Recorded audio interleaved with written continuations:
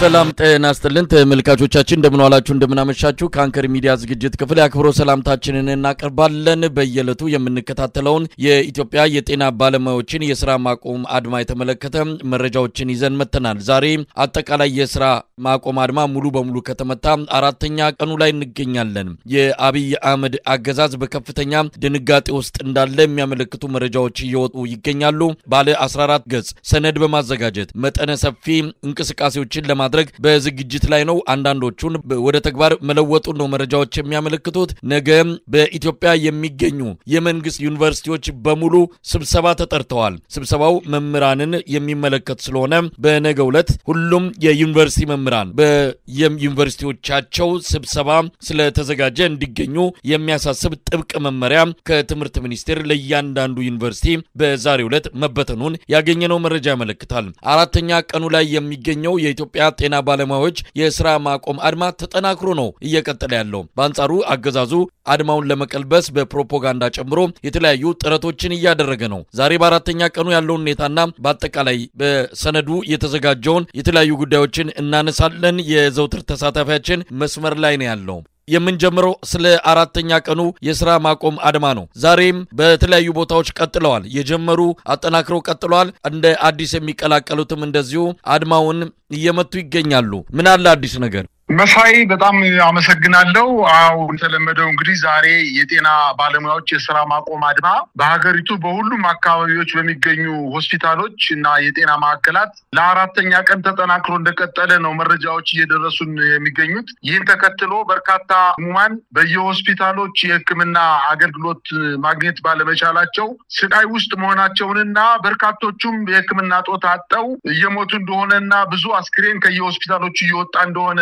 ነው እየደረሰኝ ያለው መረጃ የሚያመላክተው ይሄን ተከትሎ መንግስት ይሄንን በጣም በህዝብ ላይ እየደረሰ ያለውን ከፍተኛ በደል እንኳን ከግምቱ ሳያስገባ ስልጣኑን ሙጭጭ አርጎ በመያዝ ለመቀጠል ጥረት እያደረገ እንደሚገኝ ነው ይህን ተከትሎ አገዛዙ ጥያቄውን ከመመለስ ይልቅ በአፈናና በእስራት ሐኪሞችን ስቃይ ውስጥ እንደከተታቸው ነው የደረሰኝ መረጃ የሚያመላክተው ዛሬ እንኳን እንደው ለምሳሌ ያክል ብንጠቅሰው በአዲግራት ከተማ የሚገኘው የዩኒቨርሲቲ ስፔሻላይዝድ ሆስፒታል ዛሬ በጎዳና ላይ በመውጣት ካድማው በተጨማሪ የሥራ ማቆም አድማ ከማድረጋቸው በተጨማሪ በጎዳና ላይ በመውጣት ሰልፍ አድርገዋልኝ ይህን ሰልፍ ተከትሎ መንግስት ጥያቄዎቻችንን መመለስ እስከሚጀምር ድረስ ምንም አይነት አገልግሎት የማንሰጥ መሆናችንን የሚል መልስ ሰጠዋልኝ ሌላው እንግዲህ አለርት ሆስፒታል ነው አለርት ሆስፒታል አንዳንድ የተንጠባጠቡ ሐኪሞች የነበሩበት ሁኔታ ነበረ 5-6 እስከ 10 የሚሆኑ የህክምና ባለሙያዎች በሆስፒታል ውስጥ ገብተው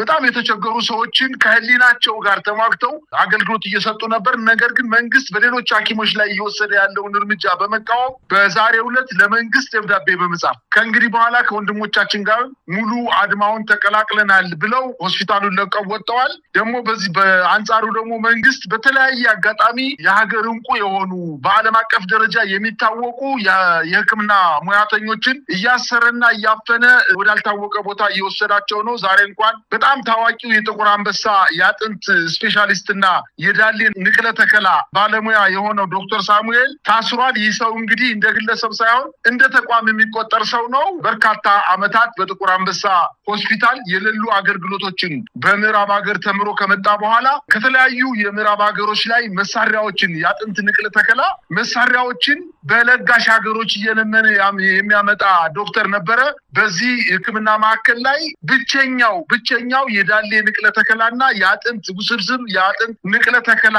የሚያደርግ ብቸኛው ሐኪም ነበረ ይህን ሐኪም እንግዲህ በ3 ወርና 4 ወር በተማሩ ወታደሮች በመሳሪያ ታጅቦ እያንገላቱ ከቤቱ ወስደውታል መሳይ በአጠቃላይ ግን በበርካታ ህክምና ማዕከላት ሐኪሞች ወደ ማዕከል ሳይገቡ ቢቀሩም ነገር ግን ህክምና ሙያ ያልተማሩ የገጠር ኤክስቴንሽን ሰራተኞችን የጤና ኤክስቴንሽን ሰራተኞችን ሌሎችንም ከሙያው ጋር ምንም ዝምድና የሌላቸውን ሰዎች ወደ ማዕከል ጋውን አልብሶ በማምጣት በማዕከሉ ህክምና እየተሰጠ እንደሆነ የኢትዮጵያ ህዝብ እንዲያይና እንዲገምት ለማድረግ እና የራሱን ችግር በሰዎች ህይወት ክሳራ አድማውን ለማፈን ከፍተኛ ጥረት እያደረገ እንደሚገኝ ነው የደረሰኝ መረጃ የሚያመለክተው። የዛሬው አጠቃላይ መረጃ የሚያመለክተው ጀምረው የነበሩ የሕክምና ተቋማት በጀመሩት መቀጠላቸውን እንደዚሁም አዳዲስ የሕክምና ተቋማት ሆስፒታሎች፣ የጤና ኬላዎች፣ የጤና ማዕከላት እንደዚሁ እየተቀላቀሉት እንዳለ የሚያሳይ ነው። ነገር ግን አገዛዙ መጠነ ሰፊ እርምጃዎችን በመውሰድ ይገኛል። በብዙ አይነት መንገድ ነው ይህንን አድማ ለመቀልበስ እየታገለ ያለው። አንደኛው ፕሮፓጋንዳ ነው። ፕሮፓጋንዳው አብዛኛው የጤና ባለሙያ ወደ ስራው ተመልሷል የሚል መረጃ በተለያዩ በሚቆጣጠራቸው ሚዲያዎችና በዲጂታል ሰራዊቱ አማካይነት መሙላት ነው። እንግዲህ ወደ ኋላ ላይ እናነሳዋለን። በእቅድ ደረጃ ከተያዙ ይህንን እየመጣ ያለውን ህዝባዊ ቢተኝነት ለመቅጨት ወይም ደግሞ ለመቀልበስ የሚረዱ ስትራቴጂዎችን ነድፏል። ከዛ ውስጥ አንዱ ፕሮፓጋንዳ ነው። ሐሰተኛ ፕሮፓጋንዳዎችን ማሰራጨት ነው። ለዚህም ነው በጤና ባለሙያዎች የተመታውን አድማ የተመለከተ ሐሰተኛ መረጃዎችን በሰፊው እያሰራጨ ይገኛል። ሆስፒታሎች ስራቸውን ጀምረዋል የሚሉ መረጃዎች ናቸው በስፋት እየወጡ ያሉት። ነገር ግን በጣም በሚያሳዝንና እውነት ለመናገር ይሄ አገዛዝ ምን ያህል ኃላፊነት የጎደለው መሆኑን በሚያስረግጥ ሁኔታ በየሆስፒታሉ አድማ በተመታባቸው ሆስፒታሎች መንገደኛን፣ ካድሬን፣ ከሙያቸው ዘርፍ ውጭ የሆኑትን የተለያዩ ሰዎችን ጓን አስለብሶ በሆስፒታሉ ውስጥ ለካሜራ ቀረጻ እንዲሆን እንዲንጎራደዱ ከወዲህ ወዲያ እያሉ በሆስፒታሉ የስራ ማቆም አድማ እንዳልተመታ ለማሳየት የፕሮፓጋንዳ ሽፋን ለመስጠት ነው ከፍተኛ ጥረት እያደረገ ያለው። ምናልባት ይሄ የተወሰነ የሚደናገር ሰው ሊኖር ይችላል። መሬት ላይ ያለውን ሀቅ ግን የሚያሳይ አይደለም። ሌላው በማሰርና በማፈን በማዋከብ ነው። በየቦታው አፈና እስሩ ተጠናክሮ ቀጥሏል። በርካታ የሕክምና ባለሙያዎች በእስር ላይ ይገኛሉ።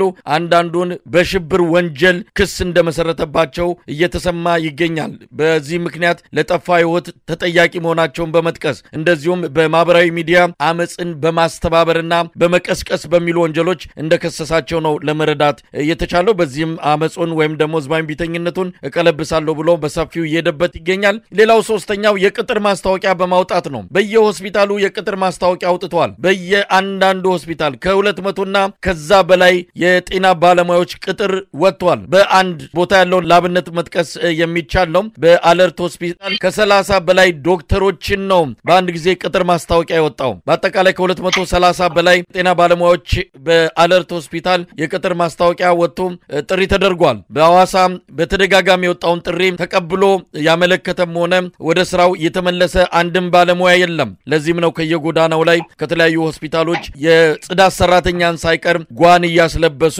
ወደ ሆስፒታል ያስገቡ የሚገኙት። ለዚህም በሐዋሳ ያለውን መጥቀስ ይቻላል። ከሎቄ የሕክምና ማዕከል ጽዳት ሰራተኞችን ሳይቀር ጓን አስለብሰው በመኪና አሳፍረው ወደ ሐዋሳ ሪፈራል ሆስፒታል ገብተው እንዲታዩ እያደረገ ይገኛል። እጅግ አሳፋሪ ነው። በየቦታው የሚታየው ይሄው ነው። ነገር ግን የጤና ባለሙያዎቹ ላንጨርስ አልጀመርንም ብለዋል።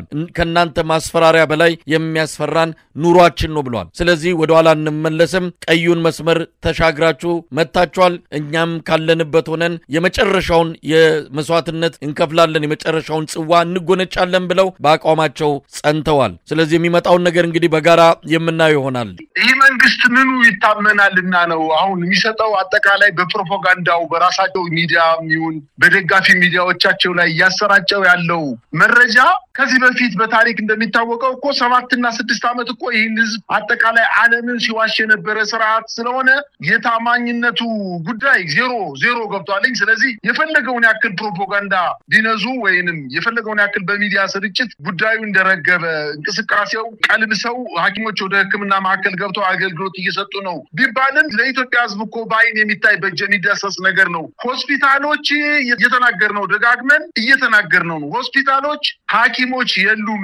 ለዛም ነው በጣም በርካታ የሆኑ የሕክምና ማዕከል ውስጥ ሕክምና ሲያገኙ የነበሩ የጽኑ በሽተኞች እየሞቱ እየወጡ ያሉት፣ ግሉኮሳቸውን ጨርሰው ባልጋቸው ላይ ተኝተው እየተቅበዘበዙ ያሉት ምንም አይነት አገልግሎት ማግኘት ባለመቻላቸው ነው። ይሄንን ለመተካት እንግዲህ በግብርና ባለሙያ ወይ በመሐንዲስ ወይ በሌላ በጽዳት ሰራተኛ ወይ በነርስ እነዚህ ሰዎች ማዳን የሚችል ከሆነ ልናይ ነው። ነገር ግን የሚታመን ነገር የለውም።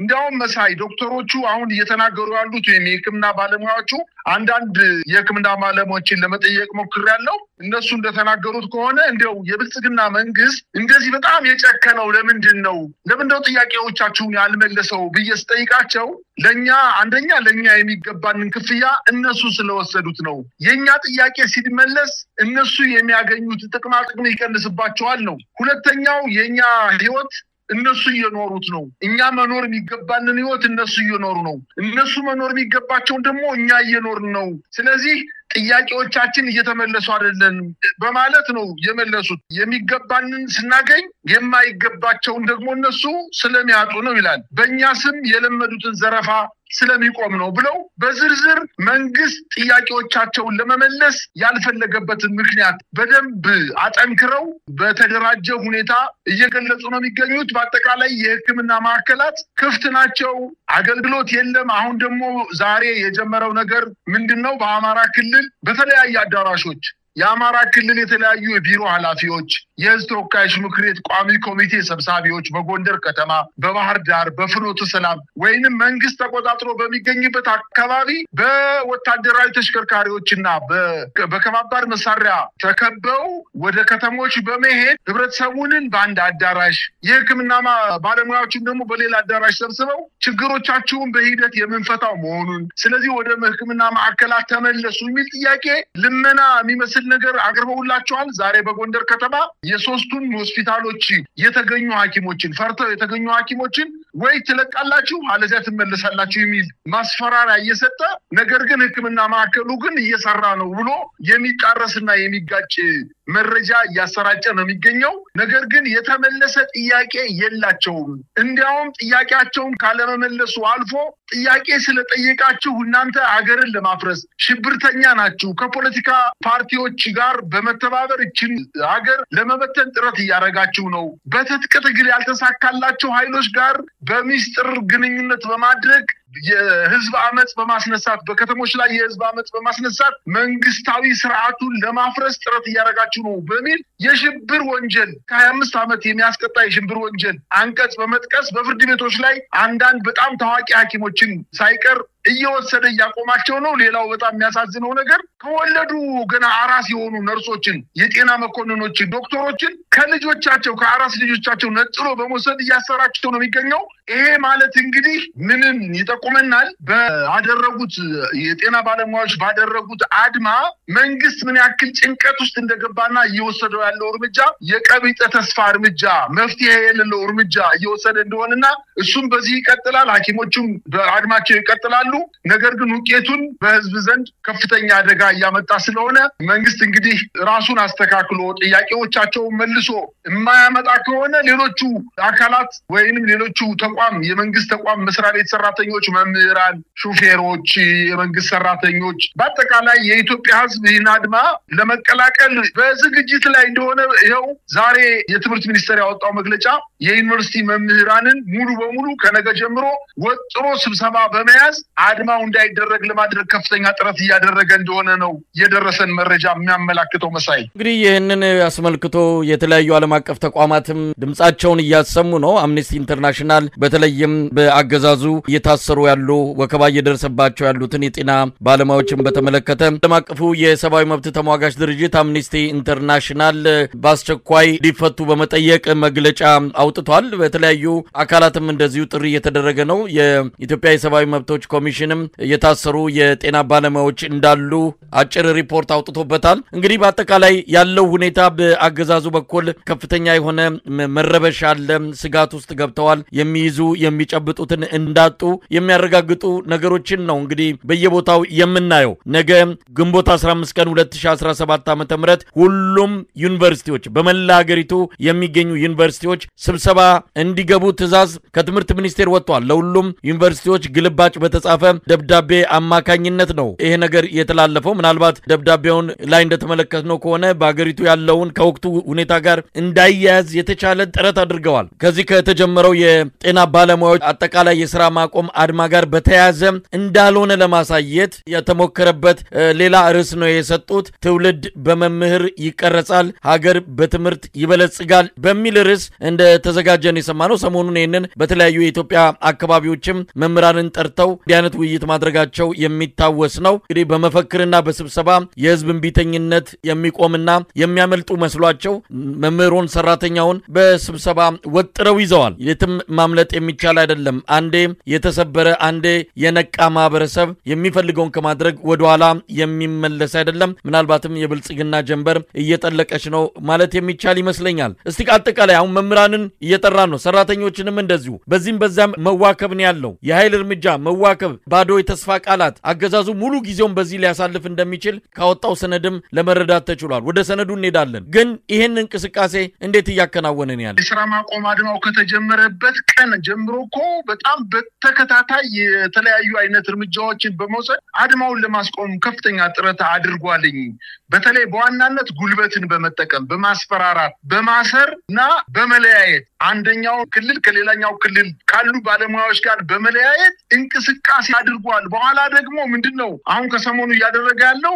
ኦሬዲ አዲስ አበባ የትምህርት ሚኒስቴር ያወጣው መግለጫ እንኳን ገና ወደ ሚዲያ ከመውጣቱ በፊት እኮ ጎንደር ከተማ፣ ባህር ዳር እንዳልኩ የአማራ ክልል የተለያዩ ከተሞች ላይ መምህራንን እንዲሁም የጤና ባለሙያዎችን ህዝቡን ሳይቀር የክልሉ ከፍተኛ ባለስልጣናት እየተንቀሳቀሱ ስብሰባ አድርገው ሲሻቸው በማስፈራራት በኋላ ደግሞ የህዝቡን ሁኔታ እና የህዝቡን ጠንካራ ነገር እያዩና እየፈሩ በመለመን ይህን ወቅት እንለፈው ካለፍን በኋላ በሰከነ ሁኔታ ቁጭ ብለን እንነጋገራለን። አሁን ግን ከሐኪሞች ያነሱት ወይም የጤና ባለሙያዎች ያነሱትን ጥያቄ ተደርባችሁ እንቅስቃሴ ማድረግ የለባችሁም፣ እባካችሁ እኔ ስልጣኔን ልጨርስ፣ ምናልባት መቀጠል ካልፈለኩኝ የምርጫ ዘመኑ ሲያልቅ እለቃለሁ እስከማለት ደረጃ እየደረሰ ነው የሚገኘው። ነገር ግን ህዝቡ በጠነከረ ሁኔታ ምላሽ ሰጥቷቸዋል። ሳይፈራ ምንም አይነት መሳሪያ ተደቅኖበት እናባረራቸዋለን፣ እናስራቸዋለን የተለያየ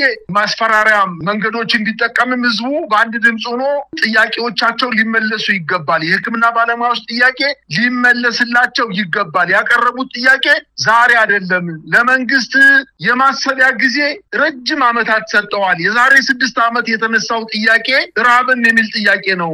አሁን ደግሞ ነገሮች በሙሉ ተወደዋልኝ። የዛሬ 6 ዓመትና 7 ዓመት ራበኝ ያለ ሰው ዛሬ ደግሞ 7 እጥፍ ነው እየተራበ ያለው። ስለዚህ እነሱ ተርበው እኛን ሊያክሙን ስለማይችሉ፣ እነሱ ተርበው እኛን ሊያስተምሩን ስለማይችሉ ጥያቄዎችን መልሱላቸው። ጦርነቱን አቁማችሁ ለጦርነቱ የመደባችሁትን በጀት ለመንግስት ሲቪል ሰራተኛው መድቡት፣ እኛም እፎይ ብለን ረፍት እናገኝ የሚል ፊት ለፊት የሀገር ሽማግሌዎች ጥያቄ አቅርቦላቸዋል። በተለይ በዋናነት በጎንደር ከተማና በደሴ በወልዲያ ከተሞች በጣም የሀገር ሽማግሌዎች ተጋፍተው ከሰብሳቢዎቻቸው ጋር ፊት ለፊት ተጋፍተው ከባባድ ጥያቄዎችን ጠይቀውላቸዋል። ነገር ግን መንግስት አንደኛው ተጠቀመበት መጹን ለማርገብ የሄደበት መንገድ ሲወድቅበት ወይም ሲከሽፍበት፣ ሁለተኛ ሌላ የተሳሳተ መንገድ፣ ሶስተኛ ሌላ የተሳሳተ መንገድ፣ አራተኛ ሌላ የተሳሳተ መንገዶችን እየተከተለ ነው የቀጠለው። አሁን ዛሬ የደረሰ መረጃ አንደኛ እንግዲህ ብልጽግና ፓርቲ ሚዲያዎችን በመጠቀም ሰፊ የፕሮፓጋንዳ ስራ በመስራት ማህበረሰቡን ማቃወስ፣ ያሳሰብ አድማሱን ማቃወስ ነው የሚለው። ሚዲያዎችን በሙሉ ጉልበትና ኃይል በመጠቀም ህብረተሰቡ በማሳሳት ፕሮፓጋንዳ በመርጨት ማህበረሰቡን ማሳሳት ነው የሚለው። ሁለተኛ ህዝቡን በተለይ መምህራንን በስብሰባ መወጠር የሚለው አሁን ከዚህ ሰነድ ላይ አብሮ የወጣ መረጃ አለ። በሀገሪቱ የሚገኙ ማህበራዊ አደረጃጀቶችን፣ እድሮችን፣ የሃይማኖት ተቋማትን፣ የሴቶችና የወጣቶች አደረጃጀቶችን ተጠቅሞ እነዚህን በስብሰባ ወጥቶ በመያዝ ለጊዜው ከአድማው ከሕክምና ባለሙያዎች አድማ ጋር እንዳይቀላቀሉ በአዳራሽ ማዋል፣ ማሳደር፣ ማሰንበት በሚለው መርሃ ግብር ቀርጸው እየተንቀሳቀሱ ነው የሚገኙት። ሌላው እንግዲህ ገበሬው ይህን አድማ ወይም አመጽ እንዳይቀላቀል በዛ አካባቢ የሚንቀሳቀሱትን የትጥቅ ትግል የሚያራምዱ ኃይሎችን እንዲሁ ገዛ እንዳያደርግ በማለት ያ ለገበሬ የቆምንነን በማለት ስለሸጡት ማዳበሪያና ስላቀረቡላቸው በገንዘብ ስለሸጡላቸው ምርጥ ዘር ለገበሬ የቆምነን በማለት ገበሬውን በተለያዩ አዳራሾች በመሰብሰብ ሐሳቡን ወጥሮ በመያዝ አድማው ለጊዜው እንዲከሽፍ ለማድረግ ጥረት እየተደረገ ነው የሚገኘው። ግን በአጠቃላይ አሁን ዩኒቨርሲቲዎችን የዩኒቨርሲቲ መምህራንን መሰብሰቡ ምንም ይህ መንግስት ሰበሰበም አልሰበሰበም እያደረገው ያለው ነገር በምላሱ እያደረ ያለ መንግስት በመሆኑ ምንም አይነት ጥቅም እያገኙ ባለመሆናቸው ተዋርደው ተርበው ተቸግረው ያሉ መምህራን ልክ እንደ ሕክምና ባለሙያዎችም እንዲሁ ጥያቄዎቻቸው ሊመለስ ስለማይችል እንዲሁ ለጊዜው በታትኖ በየተለያዩ አዳራሾች አስቀምጦ ውይይት በማድረግ ሰበብ አድማው ውጤታማ እንዳይሆን ለማድረግ ያቀደው እቅድ በመኖሩ ይሄንን የዩኒቨርሲቲ መምህራን ይጠፋቸዋል ብዬ አላምንም። በእርግጠኝነት ምናልባትም አድማውን ላይ ትኩረት አድርገው ከወንድሞቻቸው ከስራ ባልደረቦቻቸው ጋር አብረው እንቅስቃሴ ማድረግ እንዳለባቸው ማሳሰብ ፈልጋለሁ። መሳይ ቀደም ሲል የጠቀስነው አንተም በተወሰነ ደረጃ የነካኸው ሰነድ አለ። ሰነዱ የተዘጋጀው በብልጽግና ዋና ጽህፈት ቤት ነው። ዋና መስሪያ ቤት የተዘጋጀ ሰነድ እንደሆነ በመግቢያው ላይ ተጠቅሷል። የጠላት አዲሱ የትግል ስልትና የመመከቻ አቅጣጫዎች በሚል ነው። በየደረጃው የሚገኙ አመራሮችና አባላት ከወቅታዊ ጉዳይ አንጻር ለሚሰሩ ስራ እንዲያግዝ የተዘጋጀ ነው። ያው በአምስት ይዘቶች እንዳሉ ነው ከዚህ በፊት አንስተናል። አሁን ዝርዝሩ ምን እንዳካተተ የሚገልጽ ባለ 14 ገጽ ሰነድ ነው ያገኘ ነው። በዋናነት መግቢያው ላይ ያሰፈራቸው ነገሮች አሉ። በመግቢያው ወደ ታሪክ ወደ ኋላ ይመለሳል። የፓርቲዎችን ግጭት ብዙ ነገር ሀተታ ያስቀምጥና አሁን ይሄ አገዛዝ በህዝብ ዘንድ ተቀባይነትን ያገኘን አገዛዝ ለመነቅነቅና ለመጣል የተለያዩ ስትራቴጂዎችን ነድፈው እየተንቀሳቀሱ ነው። በቅድሚያ በጦርነት ሞከሩ። ጠላት የስካውኑን አካሄዱና ሙከራዎቹ የሚፈለገውን ውጤት ስላላስገኙለት የስልት ለውጥ የማድረግ የጠላቴ ጠላት ወዳጄ ነው በሚል የመሰባሰብና የመቀናጀት እንዲሁም በአፍራሽ ተግባራት ላይ የመተባበር አዝማሚያ በስፋት እየታየ ነው ይላል። በትጥቅ ትግልም ሆነ በህጋዊ የፖለቲካ ፉክክር ስላልተሳካላቸው የፖለቲካ ኃይሎች ቅሪታ አላቸው ብለው ያሰቧቸውን የህብረተሰብ ክፍሎችና ባለሙያዎች፣ ማህበራት፣ ተማሪዎችና የሃይማኖት ተቋማትን በመሳሰሉ የተደራጁ የህብረተሰብ ክፍሎችን በመጠቀም ህዝባዊ አመጽ ለማስነሳት እየሞከሩ ነው ይላል። በዚህም ህዝባዊ አመጽ ለማስነሳት የተለያዩ ማህበራዊ ንቅናቄዎች ተጀምረዋል። እስካሁን ባለው ሁኔታ ጎልቶ የታየው የጤና ባለሙያዎች እንቅስቃሴ ነው በሚልም ይጠቅሳል። ስለዚህ የከሸፈባቸው በጦርነትም በህጋዊ ትግልም የከሸፈባቸውና ተቀባይነትን ያጡ ኃይሎች ናቸው ከባንዳዎች ጋር ተባብረው ይህንን ንቅናቄ ያስጀመሩት። በዚህ አይቆሙም፣ ወደ ተለያዩ የህብረተሰብ ክፍል ያዛምቱታል ብሎም ይሰጋል። ወደ መምህራን፣ ወደ ተማሪዎች፣ ወደ ነጋዴው፣ ወደ ተለያዩ የህብረተሰብ ክፍሎች ወደ እነዛ የሚዛመት በመሆኑ ከወዲሁ ተረባርበን ማስቆም አለብን ነው። እንግዲህ ቀደም ሲል አንተም የጠቀስከው አለ። በዋናነት ይህንን ጉዳይ ይዞ ሲመጡ አንደኛ ፋኖ ተዳክሟል፣ እጅ እየሰጠ ነው የሚለውን በሰፊው መስራትና ህዝቡ በፋኖ ተስፋ እንዲቆርጥ ማድረግ የሚል ነው። ይህንን ሰሞኑን እንግዲህ ሌተናል ጀነራል ማመር ተሰማ በየቀኑ እየመጣ ፋኖን ጨርሰናል፣ አልቆለታል የሚል ፕሮፓጋንዳ ከመሬት ተነስቶ የሚሰጠው በዚህ ሰነድ አማካይነት የተዘጋጀ እቅድ መሆኑን ህዝቡ ማወቅ ይገባዋል። ስለዚህ ሰሞኑን በየመድረኩ የምንሰማው ፋኖ ተዳከመ፣ መንግስት ጠንክሯል፣ በዚህም በዛም ተቆጣጥረናል የሚሉት ነገር ሆን ተብሎ የህዝቡን አእምሮ ለመቀየር እንጂ መሬት ላይ ያለውን እውነት የሚያሳይ አይደለም። የጤና ባለሙያዎችን አመጽ ከዚህ በፊት የቤተ ክርስቲያኑን የካቲት 5ቱን አመጽ ባከሸፍንበት መንገድና አዳዲስ ስልቶችን በመቀየስ ማክሸፍ አለብንም ብለው እቅድ ይዘዋል። የዛሬ 2 ዓመት አካባቢ የኢትዮጵያ ኦርቶዶክስ ተዋሕዶ ቤተክርስቲያን ምዕመናን ያስነሱትን ከፍተኛ ንቅናቄ አለ። እሱ እንዴት እንደከሸፈ እንዴት እንደቆመ የራሱ የሆነ ታሪክ ነው ያለው። በዛ መሰረት እሱን ተጠቅመን ይህንን ማክሸፍ አለብን የሚልም በእቅድ ደረጃ ተይዟል። መምህራን አመጽ ሊያስነሱ ወይም አድማ ሊመቱ ይችላሉ። ስለዚህ ቀድሞ በዞን በወረዳ መሰብሰብ፣ ለርዕሰ መምህራን ጥቅም መስጠት፣ አመጽ ሊያስነሱ የሚችሉትን በመለየት ቀድሞ ማዋከብና ማሰር፣ በተጨማሪም በስብሰባ ጭንቅላታቸውን መቀየር የሚል ነው። ሌላው ስርዓት የሆነውን ወጣት ለአመጽ ዝግጁ ስለሆነ ወጣቱን መመልመል፣ ከፋኖ ጎን እንዳይቆም ማድረግና ወደ አመጽ እንዳይገባ የምንችለውን ማድረግ ይላል። ሌላው ለገበሬው ነው። ከኛ በላይ የሚቆረቆር የለም በሚል ማህበራዊ ሚዲያውንና ሚዲያውን መቆጣጠር፣ ለዚህም እንዲያግዝ ምርጥ ዘር ማዳበሪያ አቀረብን የሚል ተከታታይ የሚዲያ ዘመቻ ማካሄድ። እንግዲህ አቀረብን የሚል ነው። ሐሰተኛ ያልተደረገን አደረግን ብለን ይህንን መረጃ በየሚዲያዎቹ በስፋት ማሰራጨት ይላል። በአጠቃላይ አገዛዙ ድንጋጤ ውስጥ ነው ያለው። የመጨረሻው መጀመሪያ መጀመሩን የሚያመላክቱ ምልክቶችን ነው እንግዲህ ሰሞኑን እየታዘበን ያለ ነው። ምናልባትም መሳይ እንግዲህ ሰነዱ ሙሉ በሙሉ ከመሰራጨቱ በፊት ኦሬዲ ወደ መንግስት ወደ ተግባራዊ እንቅስቃሴ መግባቱን በአንዳንድ ቦታዎች ላይ ምልክቶችን እያየን ነው። ነገር ግን ይሄ ሰነድ በአራት ዋና ርዕሶች ከፍሎ ነው ያስቀመጠው። አንደኛው ወቅታዊ የአፍራሽ የአካላት ሁኔታ ከትጥቅ ትግል ወደ ህዝባዊ አመጽ እየሄደ እንደሆነ የሚል ዘርዘር ያለ ጽሑፍ ያለበት ነው። እንግዲህ የትጥቅ ትግል የሚያካሂዱና መንግስትን ሽንጡን ይዘው በጣም እያስጨነቁ ያሉ በተለይ በዋናነት የፋኖ ኃይሎችና በኦሮሚያ ክልል የሚንቀሳቀሰው የኦሮሞ ነጻነት ሰራዊት በመንግስት ላይ ክፉኛ ምቱን ማሳረፉንና ከዚህ ተንደርዶ ደግሞ ከተሞች ደግሞ ህዝባዊ አመጽ ሊያስነሱ ስለሚችሉ በሚል መንግስት እጅግ በጣም እንደፈራና በሁለቱ አቅጣጫ የሚሰነዘርበትን የጦር ፍላጻ መቋቋም የማይችል መሆኑንና ለጊዜውም ቢሆን የፓርቲ አባላቶችን አሰማርቶ ይህን ነገር ለማብረድ እንቅስቃሴ መጀመሩን ነው የሚያሳየው። ጠላት ብሎ የፈረጀውን ኃይል ደግሞ እስካሁን ባደረገው እንቅስቃሴ ውጤት ማግኘት ባለመቻሉ ይላል። እንግዲህ ጠላት ያሉት ኃይል በኦሮሚያ ክልልና በአማራ ክልል እንኳን ብንወስድ በይዘው በጦርነት መንግስትን እየገጠሙ ያሉ ኃይሎች በብዙ አካባቢዎች ላይ ድል አግኝተው በአማራ ክልል እስከ 80-90% የክልሉን አጠቃላይ የቆዳ ስፋት እያስተዳደሩ በተለይ በዋናነት አርሶ አደሩንና የወረዳ ከተሞችን ከወረዳ ከተሞች ደግሞ ዝቅ ያሉ ንዑስ የወረዳ ከተሞችን በዋናነት ሲቪል አስተዳደር መስርተው እየሰሩ ባለበት ሰዓትና አጠቃላይ የክልሉ የመካከለኛና ዝቅተኛ አመራር ከወታደራዊ ካምፕ ውስጥ በወታደር ከለላ ተሰጥቶት ልክ እንደ ወታደር ብስኩት እየበላ ከቤተሰቦቹ ተነጥሎ ባለበት ሰዓት የጦር ቅዳቸው በመክሸፉ ይላል። የጦር ቅዳቸው በመክሸፉ አሁን ደግሞ ወደ ህዝባዊ አመጽ እንቅስቃሴ ለማድረግ ጥረት እያደረጉ ነው የሚል ነው። በሌላ ሳይድ ደግሞ በአሁኑ ወቅት ጠላት በተለያዩ አካባቢዎች ኃይሉን እያጠናከረ ይገኛል ይላል ጀነራል መሐመድ ተሰማ።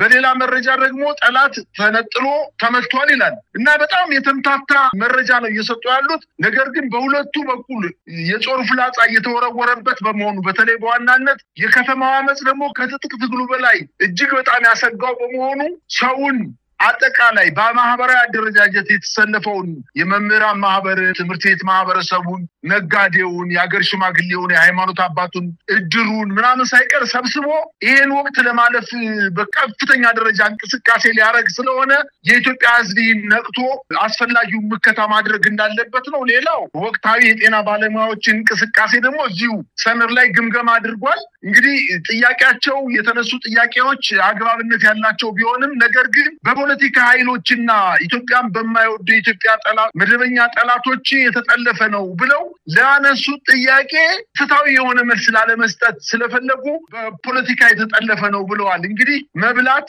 መጠጣት፣ የቤት ኪራይ መክፈል፣ ልጆችን ማሳደግ፣ ልብስ መልበስ ፖለቲካ ከሆነ እውነት ነው፣ ፖለቲካ ነው። ሐኪሞች ወይም የጤና ባለሙያዎች ያነሱት ጥያቄ እርቦናል የሚለው ፖለቲካ ከሆነ ልክ ነው፣ ለፖለቲካቸው መታገል አለባቸው። ፖለቲካን ብቸኛው የብልጽግና ፓርቲ የግል ንብረት ስላልሆነ ጤነኛ የሆነ አስተሳሰብ ካለው ያነሱት ጥያቄ ከመመለስ ይልቅ በፖለቲከኞች ተጠልፏል፣ በኢትዮጵያ ጠላቶች የተጠለፈ ነው፣ የትጥቅ ትግል ጋር ከሚያደርጉ እንቅስቃሴ ከሚያደርጉ ጋር በጋራ መንግስታችን ሊያወርደው በመሆኑ ብሎ ደግሞ መግለጫ ይሰጣል። ሌላው አፍራሽ አካላት ሊጠቀሙባቸው የሚችሉ ስልቶችን ደግሞ እንዲሁ ዘርዝሯል። ስልቶች ምንድነው? የሚዲያ ሽፋኖችን ህብረተሰቡን በማሳሳት ብለው ነው የሚጠቅሱት። በአጠቃላይ የተለያዩ ሰነዶች በሰነዶቹ ላይ የተለያዩ መረጃዎች አሉ እና በመጨረሻ እንደ ፓርቲ ልንከላከላቸው የሚገቡ አቅጣጫዎችና የፓርቲ አባላቶቹ ምን መስራት እንዳለባቸውና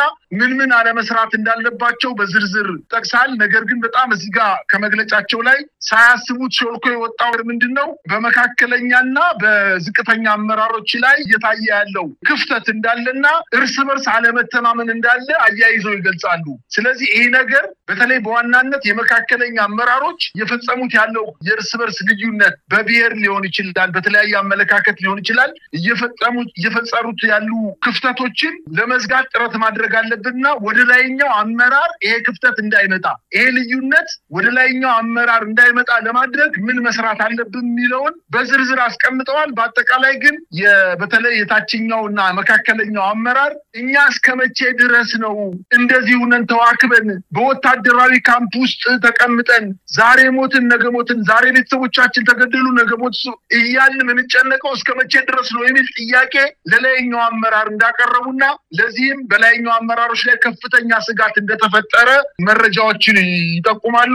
በአጠቃላይ ሰነዱ የመንግስትን ስጋት ጫፍ የደረሰ መሆኑን ያየንበት ነው መሳይ። ነገር ግን መልስ እስካልመለሰ ድረስ ይሄ ስጋት ይሄ ነገር መንግስት በጣም የጠላው የፈራው ነገር እየመጣበት እንደሆነና በመካከላቸው ክፍተት እየተፈጠረ መሆኑና ይሄን ክፍተት ለማጥበብ በኢትዮጵያ ዘንድ በሚደረገው ውይይት ብቻ ሳይሆን እርስ በርሳቸው ውይይት አድርገው ወደ መግባባት መምጣት እንዳለባቸው ነው እየገለጹ ያሉት። መሳይ እንግዲህ በሰነዱ ምናልባት በተለያዩ መገናኛ ብዙሃንም ተለይም በማህበራዊ ሚዲያ ባሉ አካላት በሰፊው መሰራጨት ይገባዋል። ስልታቸው ሌላም ነገር ያያሰቡ ከሆነ ይሄንን እንደማሳሳቻ እንዲወጣም አድርጎም ከሆነ በጥንቃቄ መመልከት የሚገባ እንደሆነ ታመናል።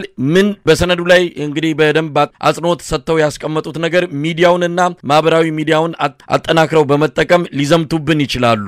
የገንዘብ የሐሳብ የቴክኒክ ቅንጅት ሊፈጥሩ ይችላሉ። ዓለም አቀፍ ትኩረትን የሚስቡ ስራዎችን ሊሰሩ ይችላሉ። በመፍትሄነትም የሽግግር መንግስት ይቋቋም ሊሉ ይችላሉ። ይህም በማድረግ ለዘመናት ሲመኙት የነበረውን ሀገር የማፍረስ ህልም ለማሳካት ይጥራሉ ብሎ ስጋቱን ይገልጻል። ስለዚህ እንደ ፓርቲ ልንከተላቸው የሚገባዎች አቅጣጫዎች ብሎ በዝርዝር ያስቀምጣል። የስለላና የአፈና አቅማችንን እናጠናክር፣ ሰፊ የጸጥታ ኃይል በማሰማራት ህዝቡ ሌላ ነገር እንዳያስብ እናድርገው፣ የዚህ ህዝባዊ አመጽ ተሳታፊ ሊሆኑ የሚችሉ የህብረተሰብ ክፍሎችን ኢኮኖሚ እናዳክመው። ይሄም ይሰመርበት። እንግዲህ ህብረተሰቡን በኢኮኖሚ በማዳከም አንዱ ስትራቴጂ ምንሱ ነው። የፕሮፓጋንዳ የበላይነቱን መያዝ አለብን። ለሁሉም የህብረተሰብ ክፍሎች አንድ አይነት ፕሮፓጋንዳ ስለማይሰራ ለሁሉም በልካቸው የተሰፋ የፕሮፓጋንዳ ስራ መስራት ይገባናል። ይህ ማለት ዘራቸውን እምነታቸውን ሂሳብ ውስጥ ያስገባ ለማለት ነው። እንግዲህ ይህንን በተመለከተ በዝርዝር መሄድ ያስፈልጋል። እንዳልከውም አንተ ክፍተት እንዳለ በእነሱ መዋቅር ውስጥ ክፍተት እንዳለ ጥቆማ ወይም ደግሞ ፍንጭ የሰጠ ሰነድ ነው። እኛም እንደሰማ ነው ከወረዳ ከክልል ድረስ ያለው መዋቅር ጥያቄ እየጠየቀ ነው። ወዴት ነው እያመራን ያለ ነው? ይሄ ሰውዬ መጨረሻ ላይ ወደ ራሱን ሊያድን ወደ ሌላ ሀገር ሊሄድ ይችላል። መጨረሻ ላይ ከህዝብ ጋር ምንቀረው እኛ ነን። ስለዚህ መጨረሻችን ምንድነው የሚል ጉምጉምታ እያሰማ ነው የብልጽግና መዋቅር። በዚህም የተደናገጠው አብይ አህመድ የገዛ መዋቅሩን እየሰለለ ነው። በልዩ ሁኔታ ራሱ ያደራጀው ከብሔራዊ መረጃና ደህንነት አገልግሎት ውጪ በራሱ የሚመራ ልዩ የሆነ የደህንነት አካል አለው። በዛ አማካይነት የገዛ መዋቅሩን እየሰለለ ይገኛል። ይሄ አሁን በክልልና በወረዳ ያለው በዞን ያለው ወደ ፌደራል እንዳይመጣ ምን ማድረግ አለብን ብለው እንግዲህ በዋናነት ስለላውን እያከናወነ ያለው በፌደራል ደረጃ ያሉ የብልጽግና ባለስልጣናትን ነው። አብዮት ልጇን ልትበላ በዋዜማው ላይ ትገኛለች ቢባል የሚያስኬድ ነው። መሳይ እንግዲህ ከመግለጫቸው ላይ ወይም ከዚህ ከሰነዱ ላይ በጣም የሚገርመው ድክመቶቻችንን በመሸፈንና የጠላትን ተጽዕኖ መቋቋም መቻል አለብን ይላል። ድክመት እንዳላቸው በደንብ አምነዋል። በመካከላቸው መከፋፈል እንዳለ በጣም አምነዋል። ይሄንን ግን ለጠላቶቻችን መጠቀሚያ እንዳይሆን በተደጋጋሚ ውይይት በማድረግ ይሄንን ወደ ህብረተሰቡ ዘንድ ዘልቆ እንዳይገባና ራሳችን መፍታት የህብረተሰብ ስብሰባ በመናደርግበት ወቅት የምንሰጣቸው መልሶች ህብረተሰቡን የሚያስቆጣ እንዳይሆን ይላል። የተለያዩ የማህበረሰብ ክፍሎችን ወይንም ሃይማኖትን ከሃይማኖት ብሔርን ከብሔር የተለያዩ ማህበራዊ አደረጃጀቶችን ከሌሎቹ ማህበራዊ አደረጃጀቶች ጋር እንዳይጋጩ ለማድረግ መልስ የምንሰጠው ህብረተሰቡ የሚያነሳውን ጥያቄ መልስ ስንሰጥ እጅግ በጣም ጥንቃቄ ማድረግ አለብን የሚል እና ስጋት እንዳለባቸውም ጠቁመዋል። ሌላው በቀጠናችን ለኛ የሚመች ኃይል አሰላለፍ እንዲፈጠር መስራት አለብን ይላሉ። እንግዲህ ለኛ የሚመች ማለት ለኢትዮጵያ ህዝብ ሰላምና ደህንነት፣ ለድንበራችን መከበር፣ ለኢትዮጵያ ህዝብ ብልጽግና በሰላም ወጦ የማደር ሳይሆን ብልጽግና በብልጽግና ሊቀጥል የሚችልበትን ብቸኛ መንገድ በቀጠናው ካሉ ሀገሮች ጋር ለኛ የሚመች አሰላለፍ እንዲፈጠር ጥረት ማድረግ አለብን በማለት ለፓርቲው ጥቅም የኢትዮጵያን ጥቅም አሳልፎ ለመስጠት በሰነዶቻቸው አስቀምጠው በጎረቤት ሀገሮች ላይ ያሉትን የሰላም ሁኔታ እና የመረበሽ ሁኔታ ተጠቅሞ ኢትዮጵያንም ለማተራመስ ከፍተኛ ጥረት ለማድረግ ዝግጅት እያደረጉ እንደሆነ ነው የተረዳነው። በአጠቃላይ ይሄንን እንቅስቃሴ እንግዲህ ላማለኝ በሰማይ አይነት ሰባተኛው ሀገራዊ ምርጫ ላይ በሰላማዊ መልኩ እንዳይሳካ ለማድረግና እናሸንፋለን ብለው ተስፋ የማያደርጉ የፖለቲካ ፓርቲዎች ከነዚህ ሀገር አፍራሽ ኃይሎች ጋር በመቀናጀት ምርጫው ሰላማዊ ሆኖ እንዳይጠናቀቅ ለማድረግ ከፍተኛ እንቅስቃሴ እያደረጉ ነው በማለት እንደው በምርጫው ራሱ ተስፋ እንድናደርግ እና ሰው እየሞተ በጦርነት በጅምላ እየተቀበረ የሚበላው አጥቶ ጥያቄ መንግስት ሲጠይቅ እየገደለ እያሰረ እያሳደደ ከሀገርም ተሰደው እንዲወጡ በርካታ የሀገር በጀት ፈጅተው የተማሩ ፈልገን የማናገኛቸው ዶክተሮችን ከሀገር ተሰደው ወደ ባዕድ ሀገር ሄደው ሕክምና እንዲሰጡ ለማድረግ እየሰራ ያለ መንግስት ፍጹም ለኢትዮጵያ ሕዝብ በሽታና ሸክም የሆነ ስርዓት ምርጫን አስቦ ደግሞ ሰባተኛው ሀገራዊ ምርጫ ላይ በትክክል እንዳይካሄድ ለማድረግ ከፍተኛ ጥረት እየተደረገ እንደሆነ በማለት የፓርቲ አባላቶቹ ነገን ተስፋ አድርገው በምርጫ መንግስት እንሆናለን በማለት የቀበጠ ተስፋ ስራ ለአባሎቻቸው የሞሏቸው እንደሆነ ነው ማየት የቻልኩት መሳይ። በአጠቃላይ ግን ይሄ ስርዓት የወደቀ ስርዓት ነው።